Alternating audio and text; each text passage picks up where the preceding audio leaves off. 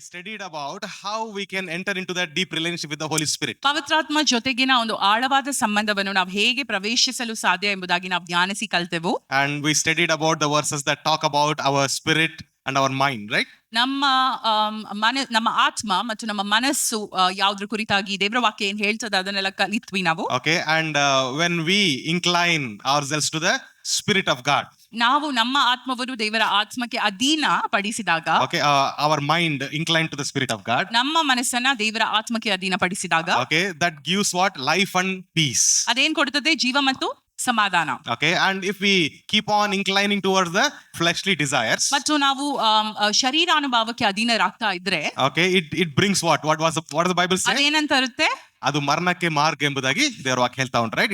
It's a way for the death, the word of God says. Okay, so how do we help ourselves to turn towards the Spirit of God? ನಾವ್ ಹೇಗೆ ನಮ್ಮನ್ನೇ ನಮ್ಮ ಮನಸ್ಸನ್ನ ದೇವರ ಆತ್ಮಕ್ಕೆ ಅಧೀನಪಡಿಸಲು ಸಾಧ್ಯ? Okay, we learned few things. ಕೆಲವು ಅಂಶಗಳನ್ನ ನಾವು ಕಲ್ತ್ವಿ. Do you remember? ನೀವು ನೆನಪಿನಲ್ಲಿ ಇಟ್ಕೊಂಡಿದ್ದೀರಾ? Yeah, Bible meditation like that. ವಾಕ್ಯದ ಅಧ್ಯಯನ ಎಂಬುದಾಗಿ ನಾವು ಕಲ್ತ್ವಿ. We learned about the things that we used to do that we are not doing anymore, right? ನಾವು ಯಾವುದನ್ನು ಮೊದಲು ಮಾಡ್ತಾ ಇದ್ವಿ ಆ ವಿಷಯಗಳನ್ನು ಇವತ್ತು ಮಾಡ್ತಾ ಇಲ್ಲ, ಅದ್ರ ಕುರಿತಾಗಿ ಕೂಡ ನಾವು ಚರ್ಚಿಸಿದ್ವಿ. Okay, actually if you touch anybody and ask them what is your testimony with the Holy Spirit, about your relationship with the Holy Spirit, ನೀವು ಯಾರತ್ರಾದ್ರೂ ಕೇಳಿದ್ರೆ ಪವಿತ್ರಾತ್ಮ ಜೊತೆಗಿನ ನಿಮ್ಮ ಸಾಕ್ಷಿ ಏನು, ಕತೆ ಏನು ಎಂಬುದಾಗಿ, okay, they will definitely say, oh, that day it happened like that. ಆ ದಿನದಂದು ಹೀಗೆ ಆಯ್ತು ಎಂಬುದಾಗಿ ಅವರು ಹೇಳ್ತಾರೆ. Okay, but my question is, what about now? ಆದ್ರೆ ಈಗಿನ ವಿಷಯ ಹೇಗೆ? Okay, that day it happened, praise the Lord. ಆ ದಿನ ಹೀಗೆ ಆಯ್ತು, ದೇವರಿಗೆ ಸ್ತೋತ್ರ. What about now?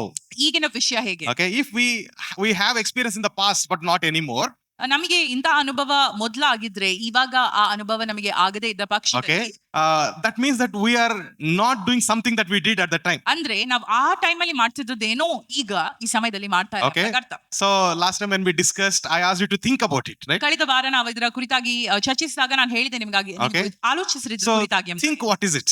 ಇದ್ರ ಕುರಿತಾಗಿ ಆಲೋಚಿಸಿ. Okay, what is it that made you to walk in the miracles of God? ದೇವರ ಅದ್ಭುತ ಕಾರ್ಯಗಳಲ್ಲಿ ನೀವು ನಡೆಯಬೇಕಾದ್ರೆ ಆಗ ನೀವು ಮಾಡಿದ ಕಾರ್ಯಗಳು ಯಾವುವು? What is it that you did at that time, that when the worship was going on, healings took place?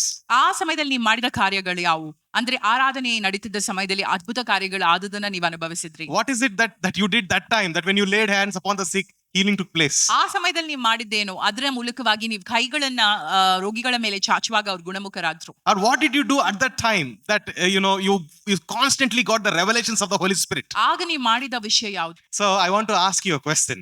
ನಾನೊಂದು ಪ್ರಶ್ನೆಯನ್ನು ನಿಮ್ಮಲ್ಲಿ ಕೇಳಲು ಬಯಸ್ತೇನೆ. Why did Jesus save us? ಯಾಕೆ ಯೇಸು ಸ್ವಾಮಿ ನಮ್ಮನ್ನ ರಕ್ಷಿಸಿದ್ರು? Why did he save us? ಯಾಕೆ ನಮ್ಮನ್ನ ರಕ್ಷಿಸಿದ್ರು?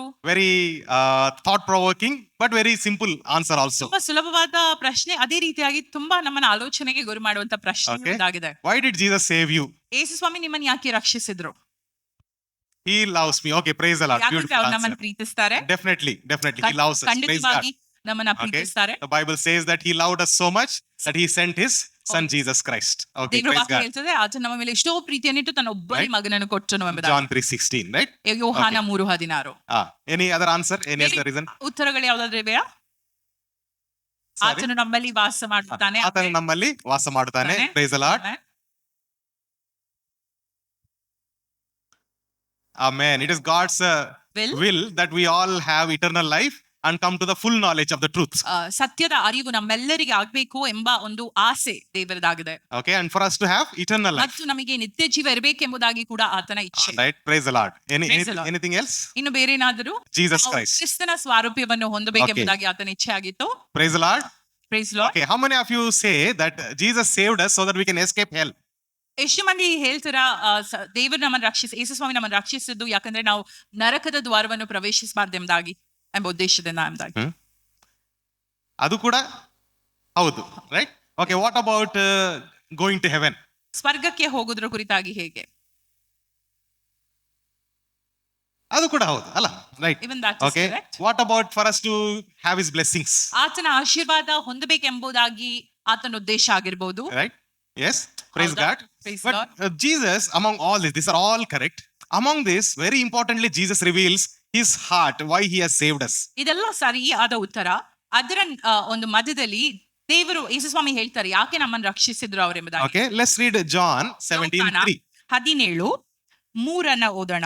John 17 records prayer of Jesus Christ. ಯೋಹಾನ 17 ಯೇಸು ಸ್ವಾಮಿಯ ಪ್ರಾರ್ಥನೆಯ ಒಂದು ಪಠಣೆ ಆಗಿದೆ. Okay, it records what Jesus prayed to the Father about us or the Jesus- disciples. ನಮ್ಮ ಕುರಿತಾಗಿ ಅಥವಾ ತನ್ನ ಶಿಷ್ಯರ ಕುರಿತಾಗಿ ದೇವರ ಬಳಿ ಏನ್ ಪ್ರಾರ್ಥಿಸಿದ್ನೆಂಬುದಾಗಿ ಅದ್ರಲ್ಲಿ ಬರ್ತದೆ. Okay, let's read third verse. ನಾವು 3ನೇ ವಚನವನ್ನು ಓದೋಣ. ಏಕೈಕ ನಿಜ ದೇವರಾದ ನಿಮ್ಮನ್ನು ನೀವು ಕಳುಹಿಸಿ ಕೊಟ್ಟ ಯೇಸು ಕ್ರಿಸ್ತನನ್ನು ಅರಿತುಕೊಳ್ಳುವುದೇ ನಿತ್ಯ ಜೀವ. Praise the Lord. Praise the So Lord. what is eternal life? ನಿತ್ಯ ಜೀವ ಎಂಬುದಾಗಿ ಹೇಳಿದ್ರೇನು? Eternal life is not just escaping the hell or going to the heaven. ಬರೀ ಸ್ವರ್ಗದ ದ್ವಾರ ಪ್ರವೇಶಿಸುವುದು ಅಥವಾ ನರಕದ ಬಾಗಿಲಿಂದ ದೂರ ಬರುವಂತದ್ದು, ನರಕದ ಬಾಗಿಲಿಂದ ತಪ್ಪಿಸುವಂತದ್ದು ಮಾತ್ರ ಆತನ ಉದ್ದೇಶವಲ್ಲ. But knowing the Father. ಏಕೈಕ ನಿಜವಾದ ತಂದೆಯನ್ನು ಅರಿತವರು ನಾವು Okay. ಆಗಬೇಕು ಎಂಬುದಾಗಿ ಆತನ ಆಶೆ. Or it says true God and Jesus Christ whom you have sent. ಏಕೈಕ ನಿಜ ದೇವರಾದ ನಿಮ್ಮನ್ನು ನೀವು ಕಳುಹಿಸಿಕೊಟ್ಟ ಯೇಸು ಕ್ರಿಸ್ತನನ್ನು ಅರಿತುಕೊಳ್ಳುವುದೇ ನಿತ್ಯ ಜೀವ ಎಂಬುದಾಗಿ Praise the Lord. ಹೇಳ್ತಾರೆ. Hallelujah. Hallelujah. So what is eternal life? What is desire of Jesus Christ for us? ಆತನಿಗೆ ಇರುವಂತ ಆಸೆ ಆಸೆ. ಯಾವುದಕ್ಕೋಸ್ಕರ ನಮ್ಮನ್ನ ರಕ್ಷಿಸಿದ್ದಾನೆ? Okay, is for what? ಆತನು ಯಾವುದಕ್ಕೋಸ್ಕರ ನಮ್ಮನ್ನು ರಕ್ಷಿಸಿದ್ದಾನೆ? ದೇವರ ಚಿತ್ತ ದೇವರನ್ನ ಅರಿಬೇಕೆಂಬುದಾಗಿ. ಏಕೈಕ ನಿಜವಾದ ದೇವರು ನಿಮ್ಮನ್ನು ನೀವು ಕಳಿಸಿಕೊಟ್ಟ ಯೇಸು ಕ್ರಿಸ್ತನನ್ನು ಅರಿತುಕೊಳ್ಳುವುದೇ ನಿತ್ಯ ಜೀವ. ಅರಿತುಕೊಳ್ಳೋದೇ ನಿತ್ಯ ನಿತ್ಯ ಜೀವ. ಜೀವ. Okay, knowing. ಯೇಸು ಸ್ವಾಮಿಯನ್ನ ನಿತ್ಯ ದೇವರನ್ನ ತಿಳ್ಕೊಳ್ಳುವುದೇ ನಿತ್ಯ Okay. ಜೀವ. Praise the Lord. Praise the Lord. Okay, that was the Jesus desire of Jesus Christ. He's praying that desire. ಇದೇ ಒಂದು ಯೇಸು ಸ್ವಾಮಿಯ ಆಶೆ ಆಗಿತ್ತು. ಆ ಆಶೆಯನ್ನ ಆತನ ಪ್ರಾರ್ಥನೆ ಮೂಲಕ ಇಲ್ಲಿ ವ್ಯಕ್ತಪಡಿಸುವುದನ್ನ ನಾವು ನೋಡ್ತಾ ಇದ್ದೇವೆ. Praise the 17ನೇ Lord. ಅಧ್ಯಾಯ. Okay, so Jesus desired for us to know God. It has a great meaning. ಇದಕ್ಕೊಂದು ಆಳವಾದ ಅರ್ಥ ಇದೆ. ಯೇಸು Okay. ಸ್ವಾಮಿ ನಾವು ದೇವರನ್ನ ತಿಳಿಬೇಕೆಂಬುದಾಗಿ ಆತನು ಹೇಳ್ತಾನೆ. Okay, knowing God ದೇವರನ್ನ ತಿಳಿಕೊಳ್ಳುವುದು has a deeper meaning in Hebrew and Greek. ಅದಕ್ಕೆ ಇಬ್ರಿಯ ಭಾಷೆಯಲ್ಲಿ, ಗ್ರೀಕ್ ಭಾಷೆಯಲ್ಲಿ ಆಳವಾದ ಒಂದು ಮೀನಿಂಗ್ ಇದೆ, ಅರ್ಥವಿದೆ. Okay, for example, ಉದಾಹರಣೆಗೆ Genesis chapter 4 starts with saying Adam knew his wife Eve. ಆದಿಕಾಂಡ ನಾವು ನೋಡೋದಾದ್ರೆ 4ನೇ ಅಧ್ಯಾಯದಲ್ಲಿ ಅದು ಹೇಳ್ತಾ ಇದೆ, ಆದಾಮನು ತನ್ನ ಹೆಂಡತಿಯಾದ ಅವಳನ್ನು ಅರಿತನು ಎಂಬುದಾಗಿ. Yes, praise God. Praise the So Adam knew Eve and they got children, right? It says like that. ಆದಾಮ ಅವಳನ್ನ ಅರಿತು ಅವರು ಮಕ್ಕಳನ್ನ ಪಡೆದರು ಎಂಬುದಾಗಿ ನಾವು ಓದ್ತೇವೆ Praise 4ನೇ God. ಅಧ್ಯಾಯದಲ್ಲಿ. Okay, so knowing means it's an experiential knowledge of God. ದೇವರನ್ನ ತಿಳಿಯುವಂತದ್ದು ಅನುಭವಾತ್ಮಕವಾದಂತಹ ಒಂದು ತಿಳುವಳಿಕೆ ಎಂಬುದಾಗಿ ನಮಗೆ ಅರ್ಥೈಸುವಿಕೆ ಆಗ್ತದೆ. Praise the Lord. Praise God. Okay, knowing God is not information. ದೇವರನ್ನ ತಿಳ್ಕೊಳ್ಳುವುದು ಬರೀ ಮಾಹಿತಿ ಅಲ್ಲ, Okay, but it is about experiencing God. ಅದು ದೇವರನ್ನ ಸಂಪೂರ್ಣವಾಗಿ ಅನುಭವಿಸುವಂತದರ ಕುರಿತಾಗಿ ಹೇಳ್ತಾ ಇದೆ. Hallelujah. Hallelujah. So it is talking about a depth of intimacy. ಆಳವಾದಂತಹ ಒಂದು ಐಕ್ಯತೆಯ ಕುರಿತಾಗಿ ಅದು ಅನ್ಯೋನ್ಯತೆ, right? ಅನ್ಯೋನ್ಯತೆ ಕುರಿತಾಗಿ ಹೇಳ್ತಾ ಇದೆ. ಇಂಟಿಮೆಸಿ ಕನ್ನಡದಲ್ಲಿ ಏನ್ ಹೇಳ್ತಾರೆ? ಆಳವಾದ ಸಂಬಂಧ ಎಂಬುದಾಗಿ ನಾವು ಹೇಳ್ಬೋದು. ವೈಯಕ್ತಿಕವಾದ ಆಳವಾದ ಒಂದು ಸಂಬಂಧ. Praise God. So that is God's desire for us. ಅದೇ ದೇವರ ಆಶೆ ಆಗಿದೆ ನಮ್ಮ ಕುರಿತಾಗಿ ಕೂಡ. And that is where the eternal life begins. ಅಲ್ಲಿ ನಿತ್ಯ ಜೀವವು ಶುರುವಾಗುವುದನ್ನು ಕೂಡ ನಾವು ನೋಡ್ತೇವೆ. Knowing him itself is an eternal life. ಕ್ರಿಸ್ತನನ್ನು ಅರಿಯುವುದೇ ನಿತ್ಯ ಜೀವ. Praise the Lord. Praise the Lord. Hallelujah. Hallelujah. So when we say we are saved, ನಾವು ರಕ್ಷಣೆ ಹೊಂದಿದ್ದೇವೆ ಎಂಬುದಾಗಿ ನಾವು ಹೇಳುವಾಗ that means we are saying we know him. ನಮಗೆ ಆತನನ್ನು ಸಂಪೂರ್ಣವಾಗಿ ನಾವು ತಿಳಿದಿದ್ದೇವೆ ಎಂಬುದಾಗಿ ಅರ್ಥ. In other words, we have experienced him. ಅಂದ್ರೆ ಇನ್ನೊಂದು ಅರ್ಥದಲ್ಲಿ ಹೇಳ್ಬೇಕಾದ್ರೆ ನಾವು ಆತನನ್ನು ಸಂಪೂರ್ಣವಾಗಿ ಅನುಭವಿಸಿದ್ದೇವೆ ಎಂಬುದಾಗಿ ಅರ್ಥ. Praise the Lord. ಆಶ್ವಾಸಿಸಿದ್ದೇವೆ. Like the psalmist says, taste and see that the Lord is good.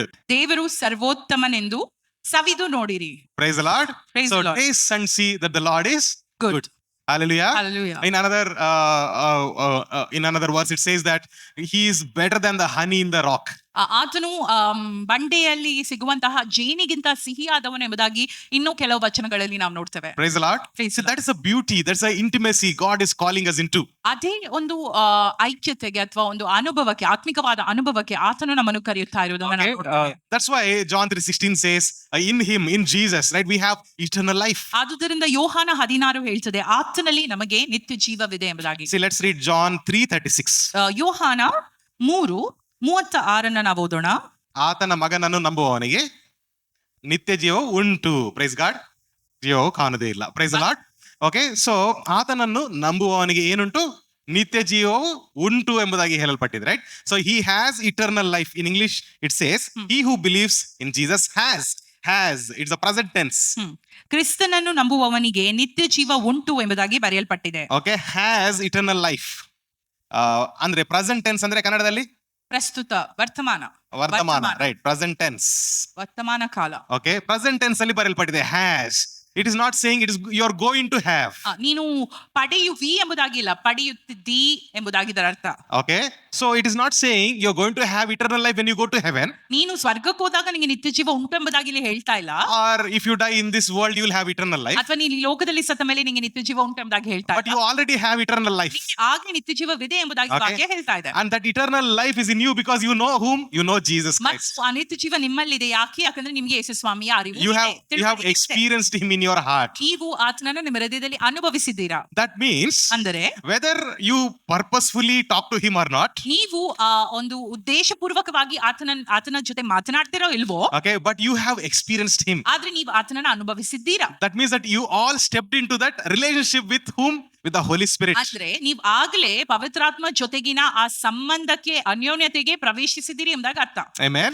Praise Amen. God. Praise God. This relationship changed everything. ಈ ಒಂದು ಸಂಬಂಧ ಎಲ್ಲವನ್ನು ಬದಲಾಯಿಸಿತ್ತು ಎಂಬುದಾಗಿ ನಾವು ನೋಡ್ತೇವೆ. Okay, if you see the early church, ನೀವು ನೋಡೋದಾದ್ರೆ ಮೊದಲನೆಯ ಶತಮಾನದ ಸಭೆಗಳು they were so joyful in persecution. ಅವರು ಒಂದು ಹಿಂಸೆಯಲ್ಲಿ ಕೂಡ, ಪರ್ಸಿಕ್ಯೂಷನ್ ಅಲ್ಲಿ ಕೂಡ ತುಂಬಾ ಆನಂದಿಸ್ತಾ ಇದ್ರು. So today we are talking about anti-conversion bill. ಇವತ್ತು ನಾವು ಆ ಆಂಟಿ ಕನ್ವರ್ಷನ್ ಬಿಲ್ ಬಗ್ಗೆ ಮಾತನಾಡ್ತಾ ಇದ್ದೇವೆ. So some people are misusing the anti-conversion bill and they are persecuting Christians. ಕೆಲವರು ಈ ಆಂಟಿ ಕನ್ವರ್ಷನ್ ಬಿಲ್ ಅನ್ನ ದುರುಪಯೋಗ ಪಡಿಸಿ ಅವರು ಜನರನ್ನ ಪರ್ಸಿಕ್ಯೂಟ್ ಮಾಡ್ತಾ ಇದ್ದಾರೆ, ಹಿಂಸಿಸ್ತಾ ಇದ್ದಾರೆ ಕ್ರೈಸ್ತರನ್ನು ಎಂಬುದಾಗಿ ನಾವು ನೋಡ್ತಾ ಇದ್ದೇವೆ. Okay, so the court case is going on in Supreme Court. That case is going on. ಇದರ ಕುರಿತಾಗಿ ಸುಪ್ರೀಂ ಕೋರ್ಟ್ ಅಲ್ಲಿ ಕೇಸಸ್ ಕೂಡ ನಡೀತಾ ಇದೆ ಎಂಬುದಾಗಿ ನಮಗೆ. So recently Justice Gawai, before he got retired, he cancelled all the cases that were put upon the pastors and leaders, saying that they are forcefully converted. Justice Gavai ಅವರು retire ಆಗೋಕ್ಕಿಂತ ಮುಂಚಿತವಾಗಿ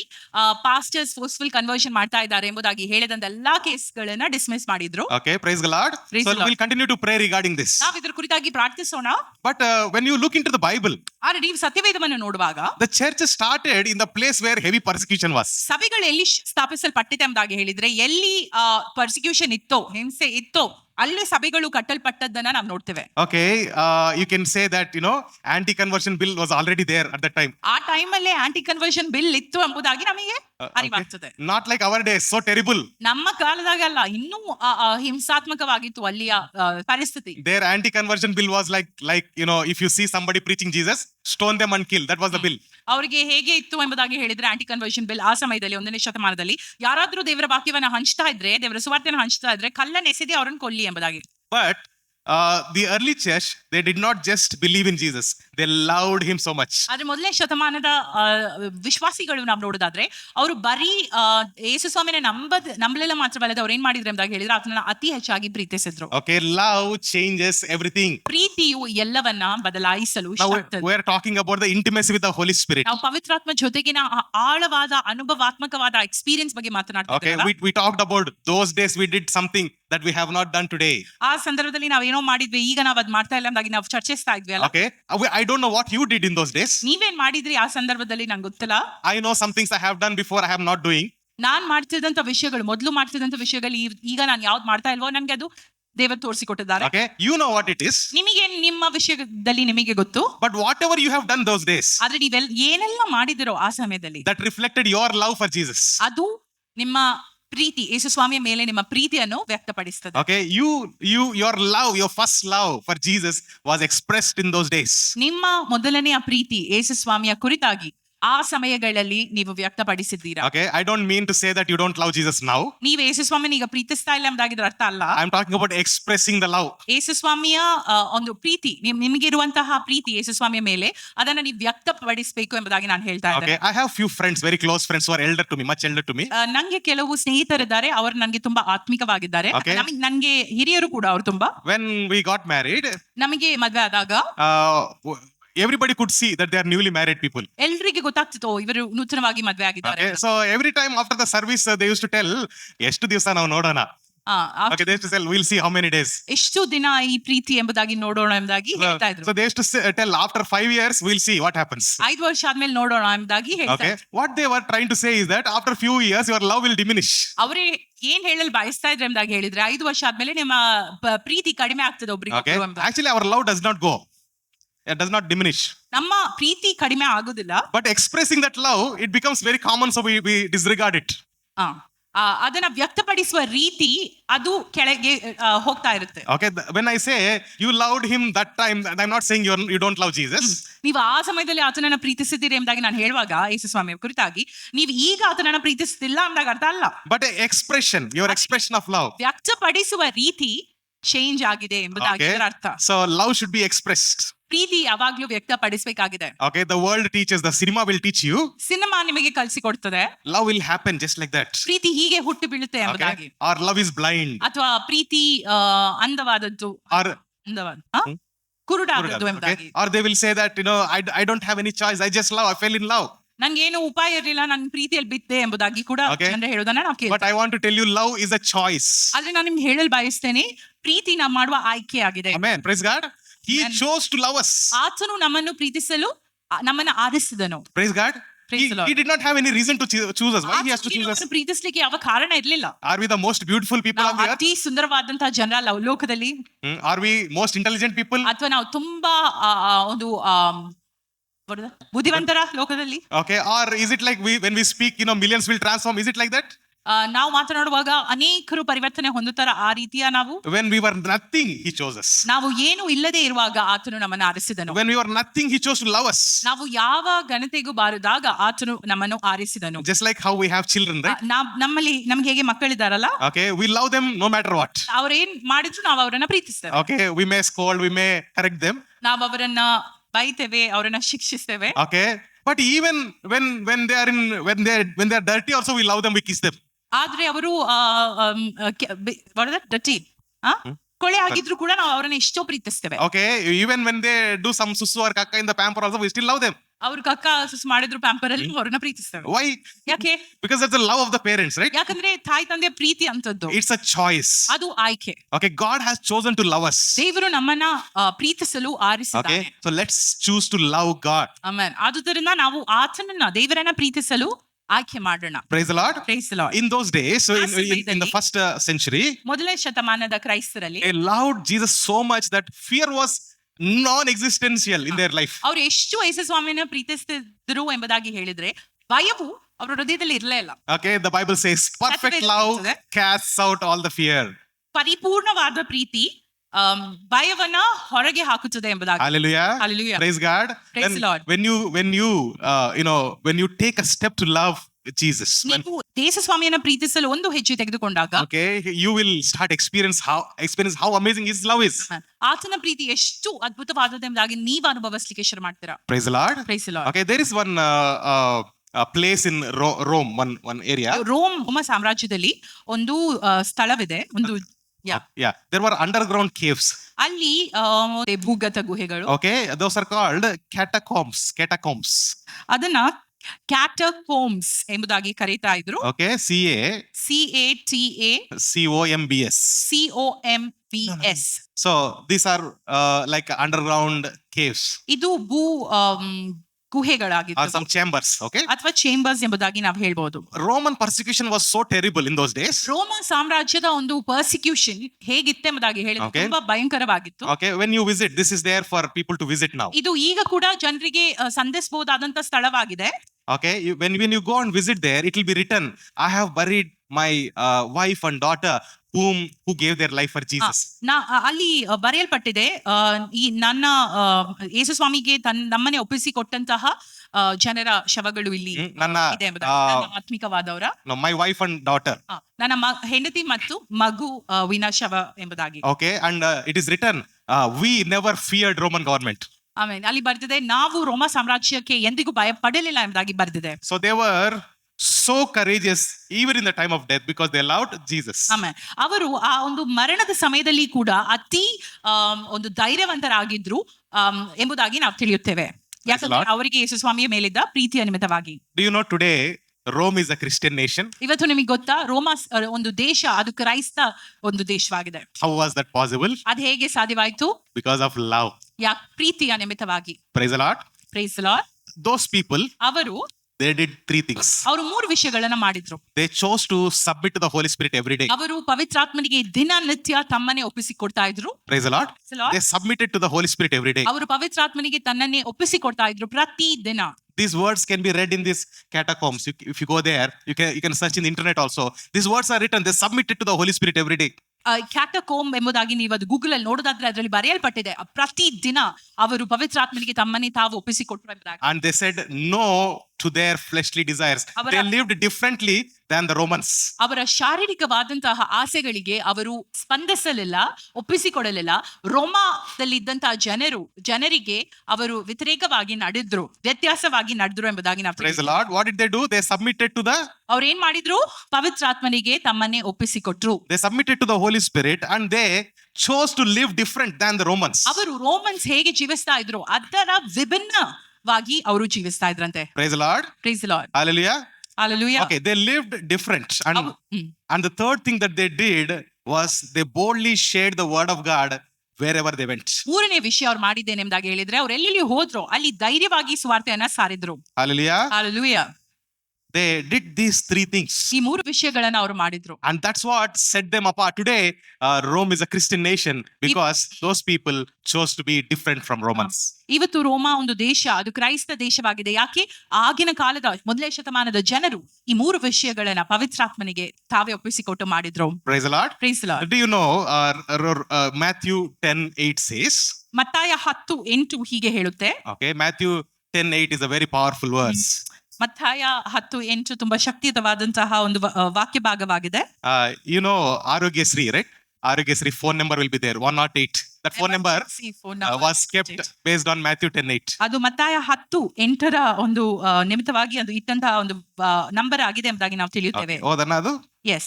ರೋಗಿಗಳನ್ನು ಸ್ವಸ್ಥ ಮಾಡಿರಿ, ಸತ್ತವರನ್ನ ಬದುಕಿಸಿರಿ, ಕುಷ್ಠ ಹತ್ತಿದವರನ್ನು ಶುದ್ಧ ಮಾಡಿರಿ, ದೆವ್ವಗಳನ್ನು ಬಿಡಿಸಿರಿ, ಉಚಿತವಾಗಿ ಹೊಂದಿದ್ದೀರಿ, ಉಚಿತವಾಗಿ ಕೊಡಿರಿ. Praise the Lord. Previous verse. Yes. ಪರಲೋಕ ರಾಜ್ಯವು ಸಮೀಪವಾಯಿತೆಂದು ಸಾರಿ ಹೇಳುತ್ತಾ ಹೋಗಿರಿ, ರೋಗಿಗಳನ್ನು ಸ್ವಸ್ಥ ಮಾಡಿ. Praise the Lord. Praise the Lord. See here, it is talking about healing the sick, cleansing the lepers, raising the dead, chasing the demons away. ಇದು ಇಲ್ಲಿ ರೋಗಿಗಳನ್ನ ಸ್ವಸ್ಥ ಮಾಡುವಂತದ್ದು, ಸತ್ತವರನ್ನ ಬದುಕಿಸುವಂತದ್ದು, ಕುಷ್ಠ ರೋಗಿಗಳನ್ನ ಶುದ್ಧ ಮಾಡುವಂತದ್ದು, ದೆವ್ವಗಳನ್ನ ಬಿಡಿಸುವಂತದ್ರ ಕುರಿತಾಗಿ ಮಾತನಾಡ್ತಾ ಇದೆ. Our focus is on that only usually. ನಮ್ಮ ಒಂದು ಫೋಕಸ್, ದೃಷ್ಟಿ ಇದರ ಮೇಲೆ ಇರುತ್ತದೆ ಸಾಮಾನ್ಯವಾಗಿ. Okay, so we look for miracles, some miracle to happen. ಆದುದರಿಂದ ಪ್ರತಿದಿನ ಅದ್ಭುತಗಳು ಆಗ್ಬೇಕೆಂಬುದಾಗಿ ನಾವು ಆಲೋಚಿಸ್ತಾ ಇರ್ತೇವೆ. Right, when we take the topic of the Holy Spirit, ನಾವು ಪವಿತ್ರಾತ್ಮನ ಒಂದು ಟಾಪಿಕ್ ಬಗ್ಗೆ ಚರ್ಚಿಸುವಾಗ what comes to our mind immediately? ಮನಸ್ಸಿಗೆ ಏನ್ ಬರ್ತದೆ? ಇಮಿಡಿಯೇಟ್ ಆಗಿ some healing, some miracle. ಯಾವ್ದಾದ್ರು ಒಂದು ಅದ್ಭುತ ಕಾರ್ಯಗಳು, ಯಾವ್ದಾದ್ರು ಒಂದು ಸ್ವಸ್ಥತೆ ಎಂಬುದಾಗಿ. Okay, but the main focus is in the previous verse. ಆದರೆ ನಾವು ಇರಬೇಕಾದಂತಹ ಫೋಕಸ್ ಹಿಂದಿನ ವಚನದಲ್ಲಿ ಇದೆ ನೋಡಿ. ಏನ್ ಹೇಳ್ತದೆ ವಚನ? ಪರಲೋಕ ರಾಜ್ಯವು ಸಮೀಪವಾಯಿತೆಂದು ಸಾರಿ ಹೇಳಿರಿ. Praise the Lord. Praise the Lord. So Jesus was preparing people for the kingdom of God. ಯೇಸು ಸ್ವಾಮಿ ಜನರನ್ನ ದೇವರ ರಾಜ್ಯಕ್ಕಾಗಿ ತಯಾರಿ ಮಾಡ್ತಾ ಇದ್ರು ಎಂಬುದಾಗಿ ನಮಗೆ ತಿಳಿಯುತ್ತೆ. Now what should we do? ನಾವೇನ್ ಮಾಡ್ಬೇಕು? We should prepare people for the gospel and the coming of the Lord Jesus Christ. ನಾವು ಕೂಡ ಜನರನ್ನ ತಯಾರಿ ಮಾಡಬೇಕಾಗಿದೆ ದೇವರ ಸುವಾರ್ತೆಗಾಗಿ, ಯೇಸು ಸ್ವಾಮಿಯ ಬರೋಣವಾಗಿ. Okay, when we go on sharing gospel, ನಾವು ಹೋಗಿ ದೇವರ ಸುವಾರ್ತೆಯನ್ನು ಹಂಚುತ್ತಾ ಇರುವಾಗ, okay, the miracles follow you. Amen. ಅದ್ಭುತ ಕಾರ್ಯಗಳು ನಮ್ಮನ್ನ ಹಿಂಬಾಲಿಸಲು ಶುರು ಮಾಡುತ್ತದೆ. Praise God. Praise the Lord. It is all in the word. ಅದೆಲ್ಲ ದೇವರ ವಾಕ್ಯದಲ್ಲಿ. Okay, you carry the word and move forward. ನೀವು ದೇವರ ವಾಕ್ಯವನ್ನ ಹಿಡಿದುಕೊಂಡು ಮುಂದೆ ನಡೆಯುವಾಗ, when the word of God says that ವಾಕ್ಯ ಹೇಳುವಾಗ you are healed by the stripes of Jesus, ದೇವರ ಯೇಸು ಸ್ವಾಮಿಯ ಬಾಸಂಡೆಗಳಿಂದ ಗುಣವಾಗಿದ್ದೀ ಎಂಬುದಾಗಿ, you are blessed with every blessing that is in the heaven. ನೀನು ಸ್ವರ್ಗೀಯ ಎಲ್ಲ ಆಶೀರ್ವಾದದಿಂದ ಆಶೀರ್ವದಿಸಲ್ಪಟ್ಟಿದ್ದೀ ಎಂಬುದಾಗಿ ದೇವರ ವಾಕ್ಯ ಹೇಳುವಾಗ, when Bible says that healing is yours, ಸತ್ಯವೇದ ಹೇಳುವಾಗ ಸ್ವಸ್ಥತೆ ನಿನ್ನದಾಗಿದೆ ಎಂಬುದಾಗಿ, when you hold on to the word and walk, ನೀವು ಆ ವಚನಗಳಿಗೆ ಭದ್ರವಾಗಿ ಅದನ್ನ ಹೃದಯದಲ್ಲಿ ಇಟ್ಕೊಂಡು ಅದರ ಜೊತೆ ನಡೆದಾಗ, when you hold on to the word and speak, ನೀವು ಅದರ ಜೊತೆ ಮಾತನಾಡಿ ಅದನ್ನ ಉಚ್ಚರಿಸುವಾಗ, share that word to somebody, ಇದನ್ನ ಇತರರ ಜೊತೆ ನೀವು ಹಂಚುವಾಗ, the miracle follows. ಅದ್ಭುತ ಕಾರ್ಯಗಳು ಅದು ನಿಮ್ಮನ್ನ ಹಿಂಬಾಲಿಸುವಂತದ್ದು. That's what they did here. ಅದೇ ಮೊದಲನೇ ಶತಮಾನದಲ್ಲಿ ಜನರು ಮಾಡಿದ್ರು. They did that. They spoke the word in boldness. ಅವರು ದೇವರ ವಾಕ್ಯವನ್ನ ಧೈರ್ಯದಿಂದ ಹಂಚಿದ್ರು. Hallelujah. Hallelujah. See, blessings, breakthroughs, provisions, everything will follow you. ಆಶೀರ್ವಾದಗಳು ಮತ್ತು ನಿಮ್ಮ ಬಿಡುಗಡೆಗಳು, ನಿಮ್ಮ ಒಂದು ಪ್ರೊವಿಷನ್ಸ್ ಎಲ್ಲವೂ ನಿಮ್ಮನ್ನು ಹಿಂಬಾಲಿಸುವಂತದ್ದಾಗಿದೆ. What we have to do is submit to the Holy Spirit. ನಾವೇನ್ ಮಾಡ್ಬೇಕೆಂಬುದಾಗಿ ಹೇಳಿದರೆ ಪವಿತ್ರಾತ್ಮನಿಗೆ ನಮ್ಮನ್ನ ನಾವು ಒಪ್ಪಿಸಿಕೊಡ್ಬೇಕಾಗಿದೆ. Praise the Lord. Praise the Lord. And the submission to the Holy Spirit, it may look different for different people. ಪವಿತ್ರಾತ್ಮನಿಗೆ ಒಪ್ಪಿಸಿಕೊಡುವಂತದ್ದು ಬೇರೆಯೊಬ್ಬರಿಗೆ ಬೇರೆ ರೀತಿಯಲ್ಲಿ ಕಾಣುವಂತದ್ದಾಗಿದೆ. Okay, for example, ಉದಾಹರಣೆಗೆ, can we submit our eyes to the Holy Spirit? ನಮ್ಮ ಕಣ್ಣುಗಳನ್ನ ನಾವು ಪವಿತ್ರಾತ್ಮನಿಗೆ ಒಪ್ಪಿಸಿಕೊಡ್ಬೋದಾ? Okay, for a lot of people, ತುಂಬಾ ಜನರಿಗೆ this is a big problem. ಇದು ಒಂದು ದೊಡ್ಡ ಸಮಸ್ಯೆ ಆಗಿದೆ. Okay, a believer walks by the Spirit of the Lord. ವಿಶ್ವಾಸಿ ದೇವರ ಆತ್ಮನಿಂದ ನಡೆಯುವಂತವನಾಗಿದ್ದಾನೆ. Okay, a believer lives by faith, the word of God says. ವಿಶ್ವಾಸಿ ನಂಬಿಕೆಯಿಂದ ಜೀವಿಸುವ ಆತನಾಗಿದ್ದಾನೆ. Okay, or the righteous will live by faith, the word of God ಆ says. ಒಂದು ನೀತಿವಂತನು ನಂಬಿಕೆಯಿಂದ ಜೀವಿಸುವನು ಎಂಬುದಾಗಿ Okay. ಬರೆದಿದೆ. But we usually look with our eyes. ಆದ್ರೆ ನಾವು ನಮ್ಮ ನೋಟದ ನಿಮಿತ್ತವಾಗಿಯೇ ಜೀವಿಸ್ತೇವೆ. ಕೆಲವು According to sorry our sight we walk. ನಾವು ನೋಡಿದ ನಿಮಿತ್ತವಾಗಿ ನಾವು ನಡೆಯುತ್ತೇವೆ. Okay, so how does it look like if you submit your eyes to the Holy Spirit? ನೀವು ಪವಿತ್ರಾತ್ಮನಿಗೆ ನಿಮ್ಮ ಕಣ್ಣನ್ನು ಒಪ್ಪಿಸಿಕೊಟ್ರೆ ಅದು ಯಾವ ರೀತಿ ಇರ್ತದೆ? Okay, how will it look like? ಹೇಗೆ ಕಾಣ್ತದೆ? Okay, you will no longer walk with what you are seeing, ನೀವು ನೋಡುವುದರ ನಿಮಿತ್ತವಾಗಿ ನಡೆಯುವುದಿಲ್ಲ, but you will walk according to the thoughts that Holy Spirit gives. ಪವಿತ್ರಾತ್ಮನು ನಿಮಗೆ ಕೊಡುವಂತ ಆಲೋಚನೆ ಮೇರೆಗೆ ನೀವು ನಡೆಯಲು ಶುರು ಮಾಡ್ತೀರಾ. Praise the Lord. Praise the Lord. Imaginations are from the Holy Spirit. ನಿಮ್ಮ ಊಹೆಗಳು ಕಲ್ಪನೆಗಳು ಪವಿತ್ರಾತ್ಮನ ನಿಮಿತ್ತದಿಂದ ಬರುವಂತದ್ದಾಗಿದೆ. Hallelujah.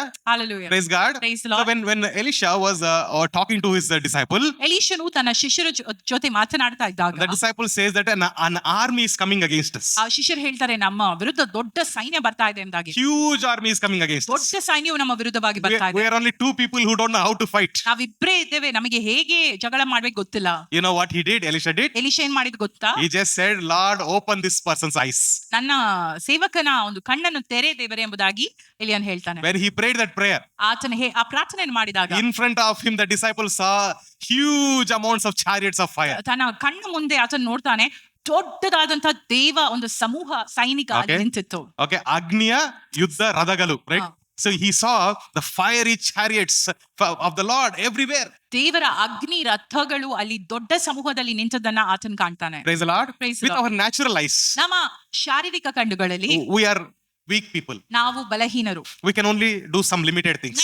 ಕೆಲವೇ ವಿಷಯಗಳು ಮಾಡಲು ಸಾಧ್ಯ. But in our imaginations of the Holy Spirit, ಆದ್ರೆ ಪವಿತ್ರಾತ್ಮನ ಕಲ್ಪನೆಗಳಲ್ಲಿ okay, we are mighty warriors. ನಾವು ಬಲಶಾಲಿ ವೀರರು. Hallelujah. Hallelujah. When God called Gideon, what did he say? ದೇವರು ಗಿದ್ಯೋನನ್ನು ಕರೆದಾಗ ಏನ್ He ಹೇಳ್ತಾರೆ? said, you mighty man of valor. You're a mighty person, he said, mighty warrior. ನೀನು ಪರಾಕ್ರಮನಾದವನು ಎಂಬುದಾಗಿ ಗಿದ್ಯೋನನ್ನ ಕುರಿತಾಗಿ ದೇವರು ಹೇಳ್ತಾರೆ. Hallelujah.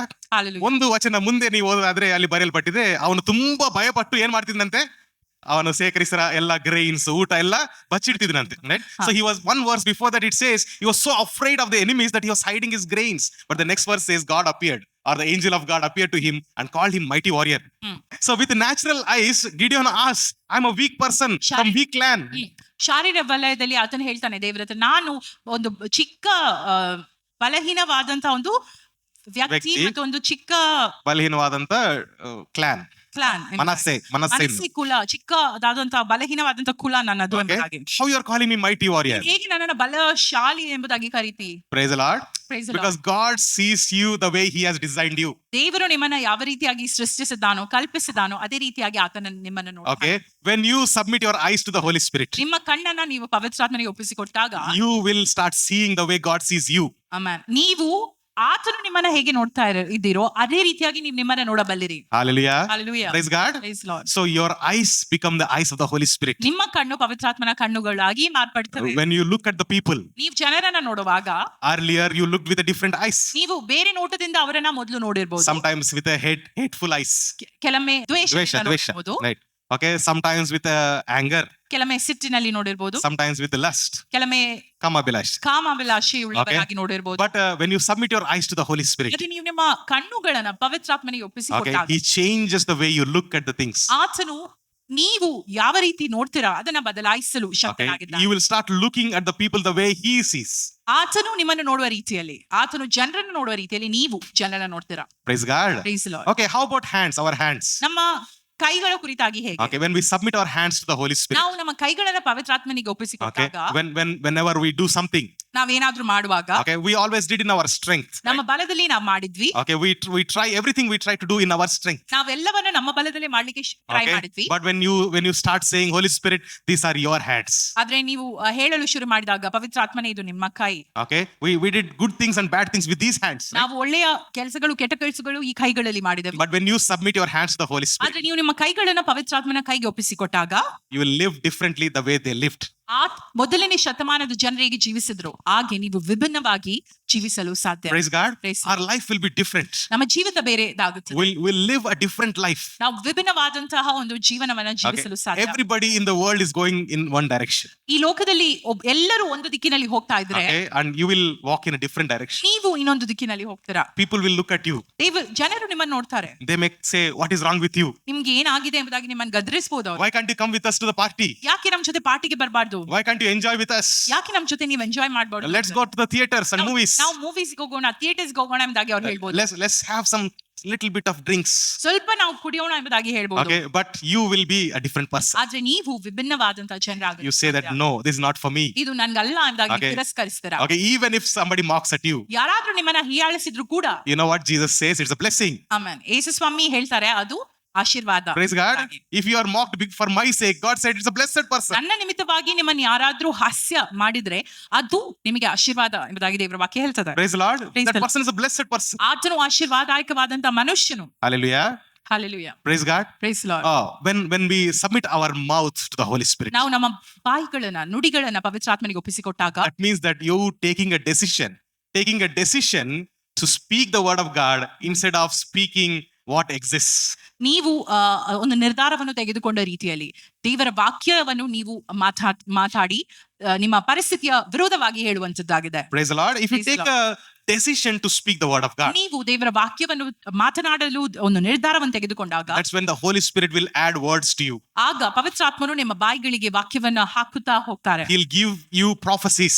ಆತನು ನಿಮಗೆ ಪ್ರವಾದನೆಯನ್ನು ಕೊಡುತ್ತಾ ಹೋಗ್ತಾರೆ. He will give you the words to preach, teach, even to pray. ಆತನು ನಿಮಗೆ ವಾಕ್ಯಗಳನ್ನು ಕೊಡ್ತಾರೆ, ಪ್ರಾರ್ಥಿಸಲು, ಸುವಾರ್ತೆಯನ್ನು ಹಂಚಲು ಮತ್ತು ಬೋಧನೆಯನ್ನು ಮಾಡಲು. Praise the Lord. Praise the Lord. Your voice, your words will become blessing. ನಿಮ್ಮ ವಚನಗಳು ಆಶೀರ್ವಾದವಾಗ್ತದೆ. Hallelujah. Hallelujah. Praise God. Praise I'll God. give you one small testimony. ನಾನು ನಿಮಗೆ ಒಂದು ಚಿಕ್ಕ ಸಾಕ್ಷಿ ಹೇಳ್ತೇನೆ. A few years back, ಕೆಲವು ವರ್ಷಗಳ ಹಿಂದೆ there was a woman who was demonized. ಒಂದು ಹೆಂಗಸು ಇದ್ರು, ಅವರಿಗೆ ದೆವ್ವ ಸೇರ್ಕೊಂಡಿತ್ತು. Okay, ಅಂದ್ರೆ ಇನ್ಫ್ಲುಯೆನ್ಸ್ ಆದ್ರು.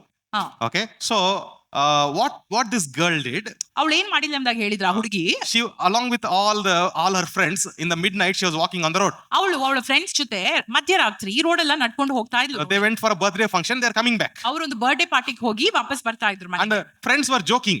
ಫ್ರೆಂಡ್ಸ್ ಹಾಸ್ಯರೂಪಕವಾಗಿ ಅವಳ ಹತ್ರ ಹೇಳ್ತಾ ಇದ್ರು, They were joking saying that there is a demon here. ಇಲ್ಲಿ ಒಂದು ದೆವ್ವ ಇದೆ ಎಂಬುದಾಗಿ ಅವರು ಒಂದು ಹಾಸ್ಯ ಮಾಡ್ತಿದ್ರು. So what they did, naturally, like just for fun, they all started to run, saying, "Oh, demon is running behind us." Like that they started to run. ನಮ್ಮ ಹಿಂದೆ ಓಡ್ತಾ ಇದೆ ಎಂಬುದಾಗಿ ಹೇಳಿ ರೋಡಲ್ಲಿ ಓಡ್ಲಿಕ್ಕೆ ಶುರು ಮಾಡಿದ್ರಂತೆ. Okay, and they went to their house. ಮತ್ತು ಬೇಗ ಹೋಗಿ ಅವರ ಮನೆ ಸೇರ್ಕೊಂಡ್ರಂತೆ. So but this girl went to her house. ಈ ಹುಡುಗಿ ಅವಳ ಮನೆಗೆ ಹೋದ್ಲು. The moment she closed her door and switched on the light, ಅವಳು ತನ್ನ ರೂಮ್ ಡೋರ್ ಅನ್ನ ಹಾಕಿ ಲೈಟ್ ಆನ್ ಮಾಡಿದಾಗ she felt somebody hit her on the head here. ತಲೆಗೆ ಅವಳಿಗೆ ಯಾರೋ ಹೊಡೆದ ರೀತಿಯೆಲ್ಲ ಆಯ್ತಂತೆ. She fell down. ಅವಳು ಕೆಳಗೆ ಬಿದ್ಬಿಟ್ಲು. After some time, the parents came and lifted her up and gave some water. ಸ್ವಲ್ಪ ಸಮಯ ಆದ ಬಳಿಕ ತಂದೆ ತಾಯಿ ಬಂದು ಅವಳ ಕೋಣೆಗೆ ಅವಳು ನೆಬ್ಬಿಸಿ ಅವಳಿಗೆ ಸ್ವಲ್ಪ ನೀರು ಕೊಟ್ರು. So everybody thought that some problem, dehydration, maybe something like that. ಎಲ್ಲರೂ ಆಲೋಚಿಸೋ ಏನಾದ್ರು ಡಿಹೈಡ್ರೇಷನ್ ಸಮಸ್ಯೆ ಆಗಿರ್ಬೋದು ಎಂಬುದಾಗಿ. But by night she started to act as if she's a mad person. ರಾತ್ರಿ ಸೇರೋ ಹೊತ್ತಲ್ಲಿ ಅವಳು ಒಂದು ಉಚ್ಚಿಯ ರೀತಿಯಲ್ಲಿ ಪರಿವರ್ತನೆ ಮಾಡಲು ಶುರು And ಮಾಡಿದ್ಳು. she did not speak anything. ಅವಳು ಏನು ಮಾತಾಡ್ಲಿಲ್ಲ, ಅವಳ ಮೂಕವಾಗಿದ್ಲು. And she was writing, "I will not leave her. I will not leave her." ನಾನು ಅವಳನ್ನ ಬಿಟ್ಟು ಬಿಡುದಿಲ್ಲ ಎಂಬುದಾಗಿ ಬರಿತಾ ಇದ್ಲು ಅವಳು Okay. ಹಾಳೆಯಲ್ಲಿ. So next day they took her to psychiatry ward. ಎರಡನೇ ದಿನ ಅವರು ನೆಕ್ಸ್ಟ್ ಡೇ ಅವರು ಸೈಕ್ಯಾಟ್ರಿಕ್ ವಾರ್ಡ್ Okay. ಅವಳನ್ನ ಕರ್ಕೊಂಡು ಹೋದ್ರು. And by then it was like 3 days or so. She was in the psychiatry ward. They spent lot of money, but nothing happened. 3 ದಿನ ಅವಳು psychiatric ward ಅಲ್ಲಿ ಇದ್ಲು. ಅವಳಿಗೆ ತುಂಬಾ ಖರ್ಚು ಮಾಡಿದ್ರು ಅವಳ ಮೇಲೆ, ಆದ್ರೆ ಏನು ಪರಿವರ್ತನೆ ಆಗಿಲ್ಲ. So finally they brought her to the church. ಮತ್ತು ಕೊನೆಯದಾಗಿ ಅವಳನ್ನ ಸಭೆಗೆ ಇಟ್ಕೊಂಡು ಬಂದ್ರು. Okay, as soon as she was entering the church, ಅವಳು ಸಭೆಗೆ enter ಆಗುತ್ತಿದ್ಲಷ್ಟೇ so they started to scream a lot and said she doesn't want to enter. ಮಾಡ್ತಾಳೆ. Okay, she didn't want to enter. ಅವಳಿಗೆ ಒಳಗೆ ಪ್ರವೇಶಿಸಲಿಕ್ಕೆ ಬೇಡ. Okay, but anyway they brought her inside. ಆದ್ರೂ ಹೇಗಾದ್ರೂ ಮಾಡಿ ಅವಳನ್ನ ಒಳಗೆ Okay, ತಂದ್ರು. all of us were there. We were all there. Our senior pastor that time, he was also there. We all prayed for her. ನಾವೆಲ್ಲರೂ ಅಲ್ಲಿದ್ವಿ. Senior pastor ಇದ್ರು, ಅವ್ರು ಕೂಡ ಪ್ರಾರ್ಥಿಸ್ತಾರೆ. Okay, she was like acting very mad. Suddenly she became very calm ಅವಳು ತುಂಬಾ ಉಚ್ಚಿತರ ಮಾಡ್ತಾ ಇದ್ಲು, ಮತ್ತೆ ಅವಳು ಸಡನ್ ಆಗಿ com ಆದ್ಲು. and she started to speak.